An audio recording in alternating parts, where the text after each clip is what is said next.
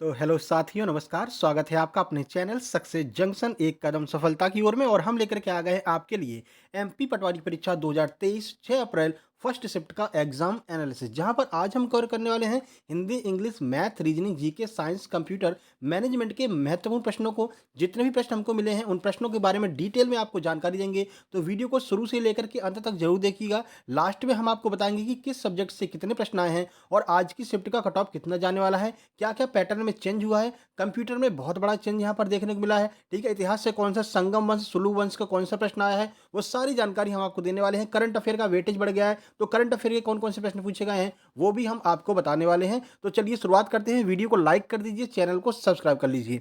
सबसे पहले आपको एक बात बता दें, अगर आपका अगली किसी भी शिफ्ट में एग्जाम है तो अपने प्रश्नों को 1 घंटे के भीतर, जैसे आप एग्जाम से बाहर निकलते हैं, 1 घंटे के भीतर 7052547003 पर जरूर से जरूर भेज दीजिए, जिससे कि दूसरों को मदद मिल सके। आपके नाम के साथ में हम प्रश्नों को यहाँ पर बताएंगे। ठीक है, बाकी अगर आपका कोई डाउट है, आप अगर हमसे कुछ पूछना चाहते हैं, तो इंस्टाग्राम पर हमारी आईडी है मिस्टर अतुल 800 के नाम से। इसको आप जाकर के फॉलो कर लीजिए। वहाँ पर कोई भी प्रश्न अगर आप पूछना चाहते हैं तो हमसे डायरेक्ट कॉन्टैक्ट कर सकते हैं। ठीक है, बाकी इस नंबर पर कॉल मत कीजिएगा क्योंकि कॉल उठेगा नहीं।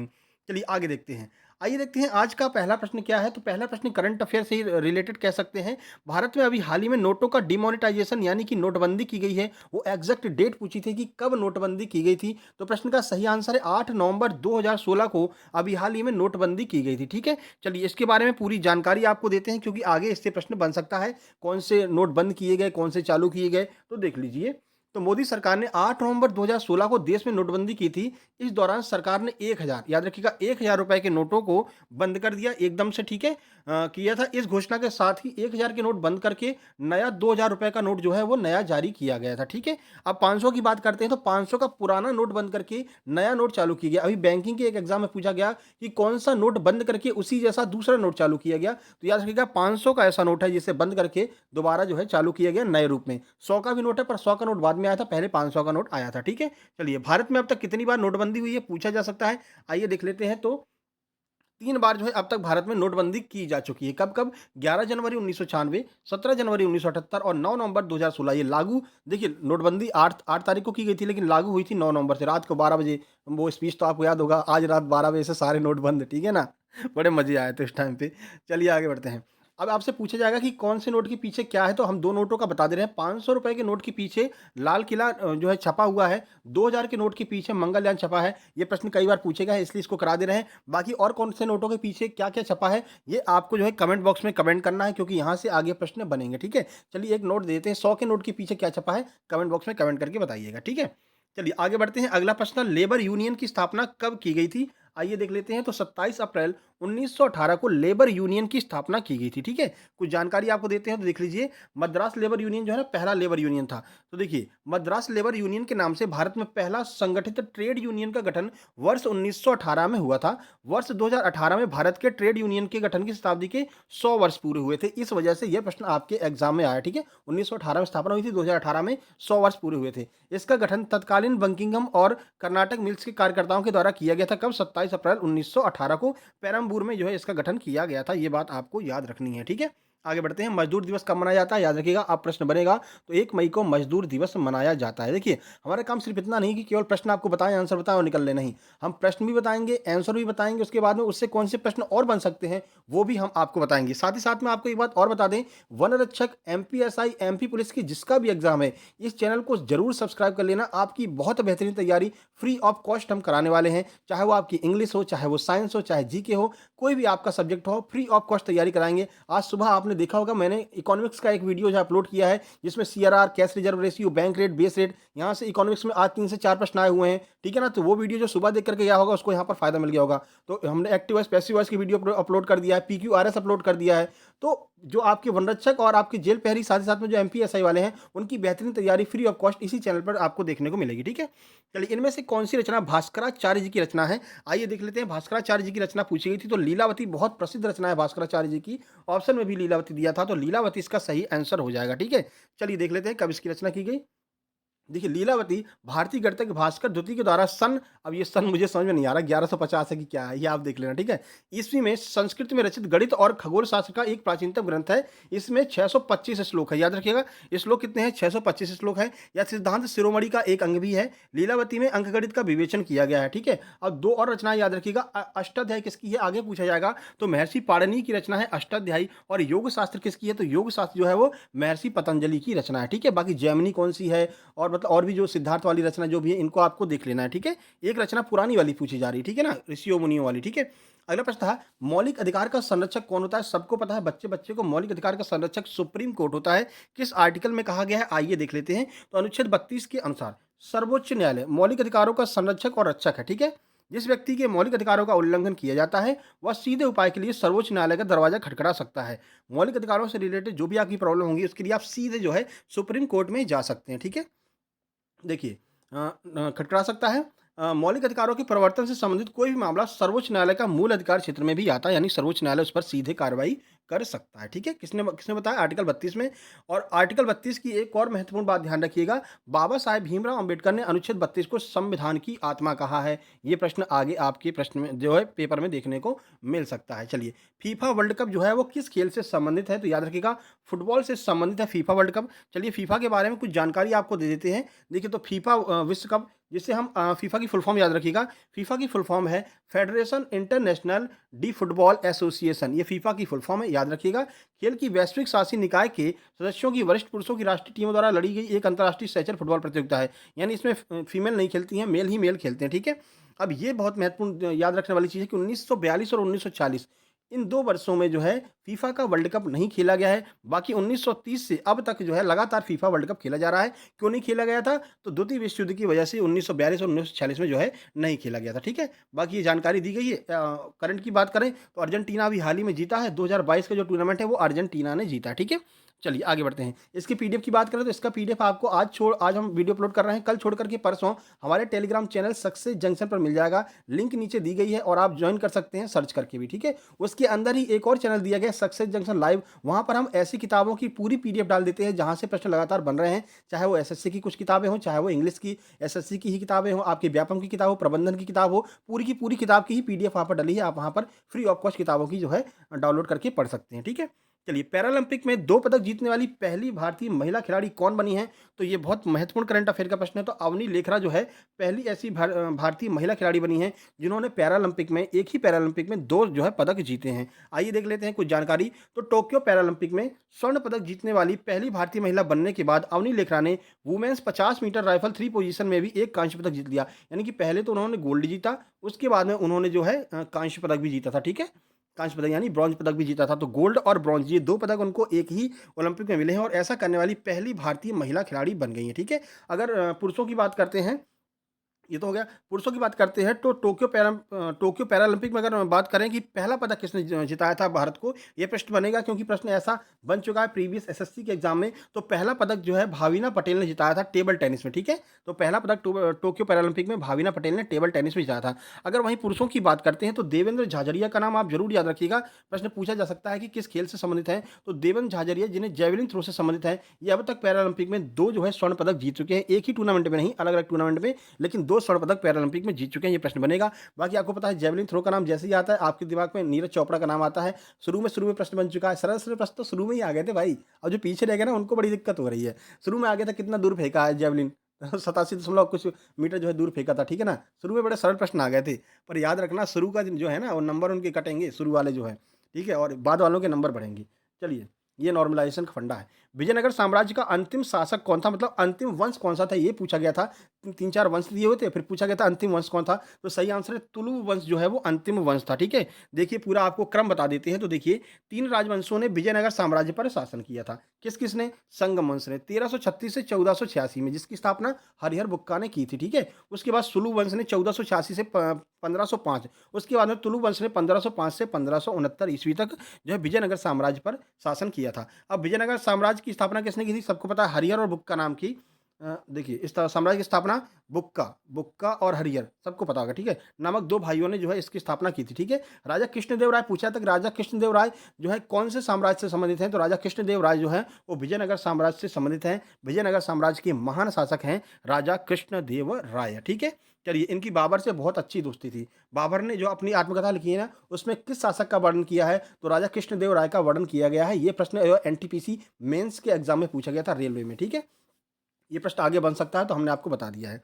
चलिए आगे बढ़ते हैं। कौन सी रचना कालिदास की है? तो कालिदास की बहुत सी रचनाएँ हैं, तो 7 ऐसी रचनाएँ हैं जिनको मान्यता दी गई है कि हाँ, ये निर्विवाद रूप से ये कालिदास की ही रचना है। कौन-कौन सी है देख लीजिए।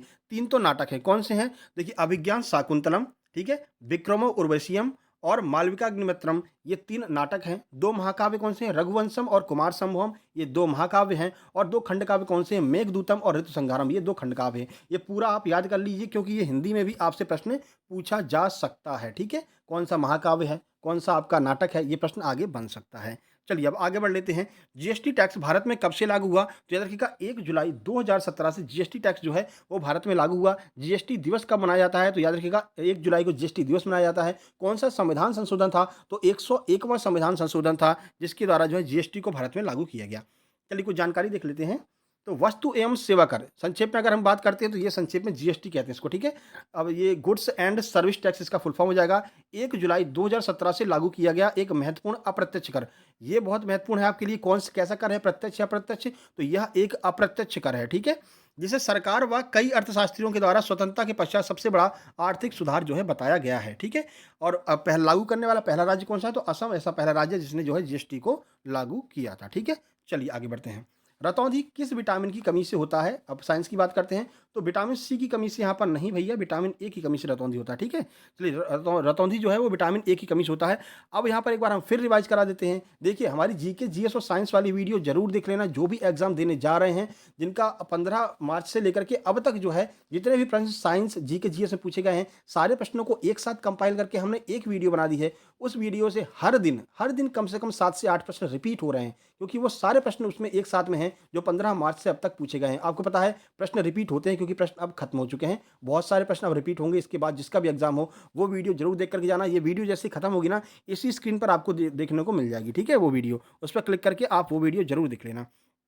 चलिए अब विटामिन के एक बार फिर से आपको रिवाइज करा देते हैं, विटामिन के नाम एवं उनके रोग। तो देख लीजिए, विटामिन की बात करते हैं। विटामिन एक से क्या होता है? तो वृद्धि रुक जाती है और रतौंधी होती है, ठीक है। जीरोथैल्मिया होता है। एक प्रश्न आया था कि जीरोथैल्मिया जो बीमारी है वो किससे संबंधित है? तो याद रखिएगा आंखों की बीमारी है जीरोथैल्मिया, ठीक है। अभी परसों ही ये प्रश्न आया था। विटामिन बी1 की कमी से क्या होता है? बेरी बेरी होता है, आपको याद रखना है। विटामिन बी12 पूछा जा सकता है, तो विटामिन बी12 की कमी से क्या होता है? रुधिर की कमी नामक रोग हो जाता है, ठीक है।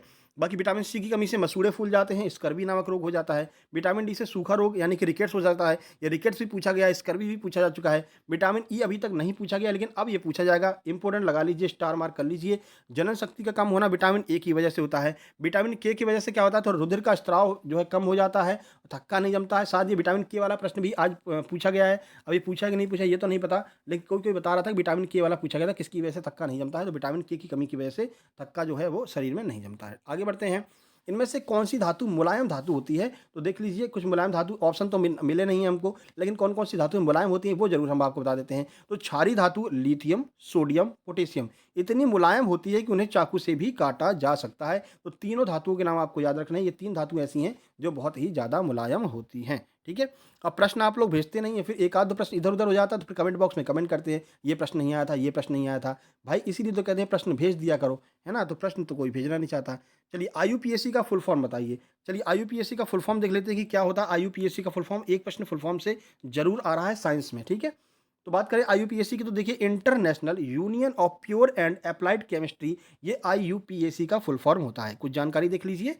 आईयूपीएससी का पुराना नाम आपने जो है सुना ही होगा, पूरा नाम क्या है? तो आपको बता ही दिया, international union of pure and applied chemistry इसका फुल फॉर्म होता है, जिसे हिंदी में अंतरराष्ट्रीय शुद्ध संघ एवं अनुपयुक्त रसायन विज्ञान कहते हैं, ठीक है। ये इसका हिंदी में नाम हो गया।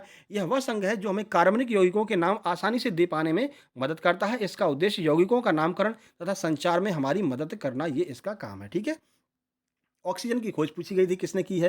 रोज खोजो वाला भी प्रश्न एक आ रहा है। देखिए करंट अफेयर की एक वीडियो हम बनाने वाले हैं, 2022 और 2023 में जो भी प्रथम महिला रही हैं, कोई नई चीज़ हुई है, कोई नए राष्ट्रपति बने हैं, कहीं की महिला राष्ट्रपति बनी है, स्पोर्ट में कुछ नया हुआ है, ठीक है ना? विंबलडन वगैरह का जो हुआ है, इसको लेकर के एक वीडियो बना देंगे। कल सुबह वो वीडियो आ जाएगी, क्योंकि करंट अफेयर का वेटेज बढ़ रहा है मेरे भाई। बहुत सारे प्रश्न करंट अफेयर से आ रहे हैं, आयोग वगैरह के प्रश्न आ रहे हैं, जो नए-नए आयोग बने हैं, ठीक है? तो एक वीडियो बना देंगे, वो देख कर के चले जाना, करंट अफेयर भी आपकी जो है कंप्लीट हो जाएगी। अगर 8 प्रश्न करंट अफेयर के आ रहे हैं, तो 5 से 6 तो आप आराम से कर सकते हैं। ये 5 से 6 प्रश्न बहुत बड़ी बात हो जाती है करंट अफेयर अटेम्प्ट करना, ठीक है?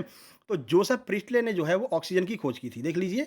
और मैं एक बार फिर आपसे कह रहा हूँ, एमपीएसआई, एमपी पुलिस और वन रक्षक वाले निश्चिंत रहें, बहुत बेहतरीन तैयारी मैं आपकी करवा दूंगा, ठीक है? हर सब्जेक्ट की। चलिए देखते हैं। तो 247 साल पहले ऑक्सीजन की खोज हुई। खोज करने वाले वैज्ञानिक ने पहले इसका नाम डिफ्लोजिस्टिकेटेड एयर इसका नाम दिया था। 1774 में इंग्लैंड के वैज्ञानिक जोसेफ प्रिस्टले ने मर्क्यूरिक ऑक्साइड को जला करके डिफ्लोजिस्टिकेटेड एयर की जो है खोज की थी। यही गैस आगे चल के प्राणवायु ऑक्सीजन के नाम से जो है फेमस हो गई, ठीक है? चलिए आगे बढ़ते हैं। कौन सा उपकरण जो है वो एसी को डीसी में परिवर्तित करता है? ये भाई देखो इंग्लिश में ही लिख गया, अपने अपने मन के हैं सारे, ठीक है? तो रेक्टिफायर नामक जो उपकरण है वो क्या करता है, एसी को जो है डीसी में चेंज करता है। देख लीजिए, इसको हम दृष्टकारी कहते हैं, हिंदी में आ जाए दृष्टकारी, ऋजुकारी या रेक्टिफायर एक ऐसी युक्ति है जो आवर्ती धारा यानी कि अल्टरनेटिव करंट को, यानी कि एसी को दृष्ट धारा यानी डीसी में बदलने का कार्य करती है। अर्थात रेक्टिफायर जो है वो एसी को डीसी में परावर्तित करता है, ठीक है? चलिए आगे बढ़ते हैं। चॉक का फार्मूला कल भी पूछा था, आज फिर पूछ लिया चॉक का फार्मूला। तो चॉक का फार्मूला क्या होता है? तो चॉक एक रासायनिक यौगिक है जिसका रासायनिक सूत्र जो है वो CaCO3 है, ठीक है? चलिए ये कुछ महत्वपूर्ण प्रश्न थे। अब हम आगे बढ़ते हैं और सीधे चलते हैं हिंदी की ओर। हिंदी उससे पहले हम आपको बता दें, अगर आप जैसा एग्जाम आ रहा है वैसा अगर आप टेस्ट देना चाहते हैं तो चौहान एकेडमी ऐप डाउनलोड कर लीजिए। उस पर जो है आप चौहान एकेडमी ऐप डाउनलोड करने के बाद उसमें एमपी पटवारी वाले सेक्शन में जाएंगे, वहाँ पर आपको टेस्ट मिल जाएगी। उस टेस्ट को परचेज कर लीजिए। जैसा प्रश्न अभी आ रहा है ना, पहले हिंदी फिर इंग्लिश फिर मैथ एकदम से, फिर एकदम से साइंस, फिर एकदम से रीजनिंग, तो टाइम मैनेजमेंट नहीं हो पा रहा है। वहाँ पर आप प्रैक्टिस करेंगे तो आपका टाइम मैनेजमेंट हो जाएगा, तो ज़्यादा से ज़्यादा प्रश्न आप अटेम्प्ट कर सकेंगे, ठीक है? वैसे उसकी प्राइस अभी 150 रुपये है 20 टेस्ट की, लेकिन आप ये कूपन कोड लगा दीजिएगा अतुल 10। ये कूपन कोड लगाते ही वो सीधे 75 रुपये पर आ जाएगी, और 75 रुपये में आप 20 टेस्ट आराम से प्रैक्टिस कर सकते हैं। आपकी बेहतरीन प्रैक्टिस हो जाएगी कंप्यूटर के मैनेजमेंट के, अच्छे उसमें जो है पूरा डिटेल सॉल्यूशन उसमें दिया गया है। तो वो आप डाउनलोड करके और अतुल 10 कूपन कोड लगा करके 4.5 रुपये की आपको एक टेस्ट पड़ेगी, लेकिन आपकी प्रैक्टिस अच्छी हो जाएगी। चलिए हिंदी की बात करते हैं। तो तुलसीदास जी की जो है एक चौपाई दी गई थी, उसमें मात्रा पूछी गई थी, कितनी मात्राएं होती, घुमा करके पूछा गया। मात्राएं तो 16 ही होती हैं, पर बोला तुलसीदास की एक चौपाई है, ये चौपाई है, इसमें मात्राएं बताइए गिन करके। अब जो गिनने बैठ गया अपना टाइम खराब कर लेगा, यही काम उसमें हो रहा है, ठीक है? थोड़ा सा दिमाग चलाना है। चौपाई में 16 ही होती हैं, चाहे किसी की भी चौपाई हो, ठीक है? संधि का प्रश्न आया हुआ था। पर्यायवाची के प्रश्न 1 से 2 आ रहे हैं। 1 से 2 प्रश्न रस को मैचिंग करने वाले प्रश्न आए थे, ठीक है? लोकोक्ति के 1 से 2 प्रश्न आ रहे हैं। समास की बात करते हैं तो 1 से 2 प्रश्न समास के भी आ रहे हैं। अब समास कम आ रहा है, ठीक है? विलोम 2 आए थे। मुहावरे 1 से 2 मुहावरे आए थे। शुद्ध वर्तनी 2 से 3 शुद्ध वर्तनी देखने को मिली हैं, ठीक है? उपसर्ग प्रत्यय के प्रश्न देखने को मिले हैं। कर्मवाच्य और कर्तवाच्य से प्रश्न आया है। शाम को भविष्यकाल आया था। इस टाइम जो है वो भूतकाल से संबंधित प्रश्न आया हुआ है, ठीक है? और वो अरेंज करने वाले जो प्रश्न होते हैं ना, कि ऊपर एक जो है एक लाइन दी गई है, एक लाइन नीचे दी गई है, बीच में ऐसे अरेंज करना है, वो आपके हिंदी में भी देखने को मिल रहा है, जिन्हें हम पैराजंबल कहते हैं, ठीक है? चलिए आगे बढ़ लेते हैं, रीजनिंग की बात कर लेते हैं। तो रीजनिंग अगर बात करें तो साइलॉग के 3 प्रश्न देखने को मिले हैं, ठीक है? पजल जो है 3 प्रश्न पजल के हैं, लेकिन वन लाइनर वाली पजल कल शाम को भी आई थी और आज भी वन लाइनर पजल ही आई है। 1 से 2 लाइन में जो है पजल के आपके आंसर आ जा रहे थे, ठीक है? सिटिंग में 3 सिटिंग के प्रश्न आए थे। एक ही प्रश्न में गोल बिठाया था और उसमें से 3 प्रश्न जो है वो उन्होंने बनाए थे, ठीक है? चलिए आगे बढ़ लेते हैं। कथन निष्कर्ष के 3 प्रश्न। अगर बछड़ा जिस तरह से गाय से संबंधित है तो भैंस से क्या संबंधित है, ये पूछा गया था। ऑप्शन में पड़वा, पड़वी ऐसे करके दिया हुआ था, वो आप देख लेना उसमें, ठीक है? ऐसे प्रश्न भी आ रहे हैं समानुपात वाले। कोडिंग के 5 प्रश्न आए थे, अल्फाबेटिक और न्यूमेरिक। कोडिंग डिकोडिंग के 5 प्रश्न, जिसमें कि अल्फाबेटिक और न्यूमेरिक नंबर सीरीज, अल्फाबेटिक दोनों तरह की कोडिंग डिकोडिंग पूछी जा रही है। एनालॉजी के 3 से 4 प्रश्न हैं। नंबर सीरीज के भी 4 प्रश्न मिला करके आ रहे हैं, ठीक है? उसके बाद में बात करते हैं ब्लड रिलेशन की। तो एक प्रश्न ब्लड रिलेशन का था और सिंपल प्रश्न था, कोडिंग वाला नहीं था। ट्राइंगल काउंटिंग का प्रश्न आया था। आज पहली बार काउंटिंग वाले प्रश्न देखने को मिले हैं। तो ट्राइंगल में काउंटिंग करने के लिए आया था कितने ट्राइंगल हैं, ठीक है? और नेक्स्ट इमेज वाला प्रश्न भी आज देखने को मिला है, ठीक है? तो ये आपकी रीजनिंग होगी। आगे बढ़ते हैं मैथ्स की ओर। तो मैथ्स में सबसे ज़्यादा CISI, प्रॉफिट लॉस और परसेंटेज, ये तीनों मिलाकर के कम से कम आपका 30 से 32 नंबर का मैथ जो है कवर कर रहे हैं, ठीक है ना? कुल मिलाकर के मैथ के लगभग 40 प्रश्न देखने को मिल रहे हैं। लेकिन आपकी बात करते हैं तो 30 से 32 नहीं, मतलब मेरा मतलब था 20 से 22 प्रश्न जो है वो आपके इन्हीं 3-4 टॉपिक से आ रहे हैं। चलिए देख लेते हैं कौन कौन से टॉपिक आए हुए हैं। तो सीआईएसआई जो है पूछा गया था, जिसमें कि सीआई अगर इतना है तो 3 साल में 3 गुना हो जाता है, मतलब गुना वाले प्रश्न, ठीक है? तो 9 गुना कब हो जाएगा, ऐसा प्रश्न जो है पूछा गया था। सीआईएसआई के 2 प्रश्न ऐसे भी आए थे जो डिफरेंस वाले थे। सीआई और एसआई का डिफरेंस इतना है, 3 साल उसमें, मतलब 3 साल 3 दिया हुआ था, फिर पूछा गया था कि जो आपका मूलधन है वो मूलधन कितना होगा, ये प्रश्न पूछा हुआ था, ठीक है? प्रॉफिट लॉस से 6 से 7 प्रश्न, एलसीएम एचसीएफ का 1 प्रश्न, डीआई बार ग्राफ वाली आ ही रही है, 3 प्रश्न डीआई से थे, बॉड मास के 3 से 4 प्रश्न थे, बेलन का टोटल सरफेस एरिया पूछा गया था, परसेंटेज 4 से 5 प्रश्न परसेंटेज के, नंबर सिस्टम के 3 प्रश्न थे, पाई चार्ट के 3 प्रश्न और अलजेब्रा से भी 1 प्रश्न देखने को यहाँ पर मिल रहा है। कंप्यूटर की संख्या बढ़ गई है, लगभग 28 से 30 प्रश्न कंप्यूटर में आज पूछे गए हैं। डीबीएमएस में एस का फुल फॉर्म पूछा था, जावास्क्रिप्ट से 3 प्रश्न थे, मेमोरी की सब मीनू क्या होती है, यहाँ से प्रश्न बना हुआ था, ठीक है? उसके बाद में बात करते हैं एक्सेल में कार्य किस पर सेव होता है, तो स्प्रेडशीट से संबंधित प्रश्न था। एमएस वर्ड से 3 से 4 प्रश्न थे, कहाँ पर सेव करेंगे, ये मीनू कौन सी होती है, इंसर्ट कैसे करेंगे, ये सारे प्रश्न थे। वायरस के 2 से 3 प्रश्न थे, मेलवेयर, रैनसमवेयर, ये सब पढ़ करके आपको जाना है। एमएस एक्सेल से 5 प्रश्न आए हुए थे, स्लाइड से प्रश्न थे, ठीक है? सेल की संख्या कितनी होती है, उससे प्रश्न थे, ठीक है? आगे बढ़ते हैं, एचटीएमएल के से भी प्रश्न थे और नेटवर्किंग से 2 से 3 प्रश्न देखने को मिल रहे हैं, लैन वैन वाले, ठीक है? इनसे भी प्रश्न देखने को मिल रहे हैं। मेमोरी की यूनिट भी 2-3 प्रश्न मेमोरी यूनिट के पूछे जा रहे हैं। चलिए मैनेजमेंट की बात कर लेते हैं, तो मैनेजमेंट में आज सुबह ही हमने एसएलआर पढ़ाया था और इस टाइम एसएलआर उन्होंने पूछ लिया। सुबह हमने वीडियो डाली, जरूर देख लीजिएगा। इकोनॉमिक्स की बेहतरीन वीडियो, इतना अच्छा से मुश्किल है कि कोई समझा पाए। एक बार आप वो वीडियो देख लीजिए, ये SLR, CRR, bank rate, base rate क्या होती है, आप दूसरों को पढ़ा देंगे, इस लेवल की हमने वीडियो बनाई है। वो भी इस वीडियो के अंत में इसी स्क्रीन पर आपको देखने को मिल जाएगी, ठीक है? अकाउंटिंग के 5 प्रश्न, विपणन के 2 प्रश्न आज पूछे गए हैं। आगे बढ़ते हैं, बिल्ड अकाउंट क्या होता है, ये पूछा गया था। केस स्टडी के 2 से 3 प्रश्न पूछे जा रहे हैं और केस स्टडी की वीडियो हम बना चुके हैं। लॉजिकल वाला जो मैनेजमेंट होता है उसकी वीडियो हम ऑलरेडी बना चुके हैं। सर्च कर लेंगे case study bye Success junction, तो आपको वहाँ पर देखने को मिल जाएगा, ठीक है? बिजनेस मैनेजमेंट के प्रश्न, बिजनेस मैनेजमेंट से समझे प्रश्न थे। उसके बाद वित्तीय प्रबंधन से भी संबंधित प्रश्न आज जो है देखने को मिल रहे हैं।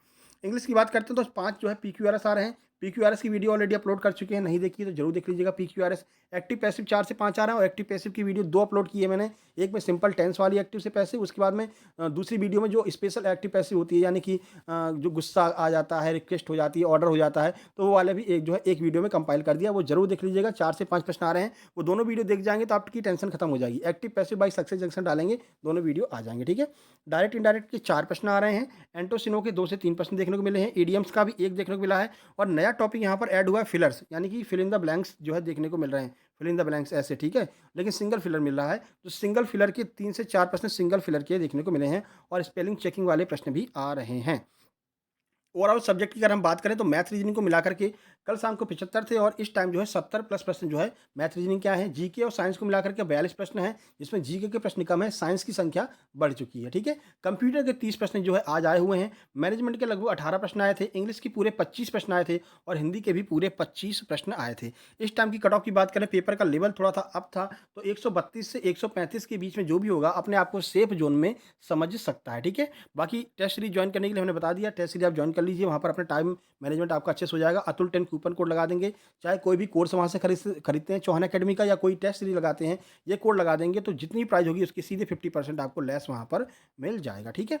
बाकी ये वीडियो कैसी लगी कमेंट बॉक्स में कमेंट करके बताइएगा। जो प्रश्न मैंने आपसे पूछा है, 100 रुपए के नोट के पीछे क्या लिखा रहता है, किसका चित्र है, वो आपको वहाँ पर कमेंट करना है। वीडियो को लाइक कर दीजिए, चैनल को सब्सक्राइब कर लीजिए और दोस्तों तक जरूर से जरूर पहुँचा दीजिए। और जो नंबर दिया है उस नंबर पर अपने प्रश्न भेज दीजिएगा जरूर से जरूर। और हमारा इंस्टाग्राम आईडी है मिस्टर अतुल 800, इसके नाम से आप सर्च कर सकते हैं, बुलेट वाली फोटो लगी हुई होगी, उसको फॉलो कर लीजिए। कोई भी प्रश्न आपको पूछना है, वन रक्षक, एमपीएसआई, एमपी पुलिस या फिर आपका पटवारी का कट ऑफ, इससे संबंधित कोई भी प्रश्न आपको पूछना है, आप सीधे आप वहाँ पर मैसेज करके पहले फॉलो करेंगे तभी मैसेज आएगा। फॉलो करके मैसेज कीजिए, तुरंत मैं आपका तुरंत का तुरंत रिप्लाई कर दूंगा वहाँ पर, ठीक है? चलिए बाकी शाम वाला वीडियो एनालिसिस जल्दी लेकर के आते हैं, तब तक के लिए नमस्कार, धन्यवाद। सुबह वाली वीडियो आप जरूर देख लेना, जिसमें हमने जो है इकोनॉमिक्स को यहाँ पर डिटेल में समझाया, ठीक है? जल्दी मिलते हैं एक नई वीडियो में, तब तक के लिए नमस्कार, धन्यवाद।